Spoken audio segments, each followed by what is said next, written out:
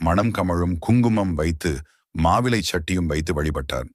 7 நாட்களுக்குள் ஒரு பழைய கடன்தாரர், கண்டேன் உங்களை துன்பத்தில், இந்த மாதம் தவிக்காதீங்க என்று பணம் கொடுத்தார். 15வது நாளில் ரமேஷ் எதிர்பாராத ஊதிய உயர்வு. 21வது நாளில் வீட்டு நிலவிலை தாழ்ந்ததால் முதலுதவி கட்டி வீட்டு திட்டம் ஆரம்பித்தார். வீட்டு வாசல், மாடி, குடில் எல்லாமே வாசனை, அமைதி, சிரிப்பு கொண்டு மாறின. செல்வம் என்பது ஒரே ராத்திரியில் வரும் வித்தை அல்ல. ஆனால் பக்தி, ஒழுங்கு, தெய்வ வழிபாடு இருந்தால் அருள் வழியாக அதுவே வழிகாட்டும்.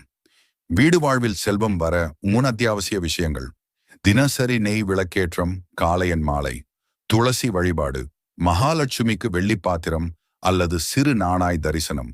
இந்த பக்தி வழியை பின்பற்றுங்கள். கடவுள் உங்களை ஒருபோதும் கைவிட மாட்டார். செல்வம் வந்தால் மட்டுமல்ல, அமைதி வந்தாலே அது செல்வமே. நலமும் அருளும்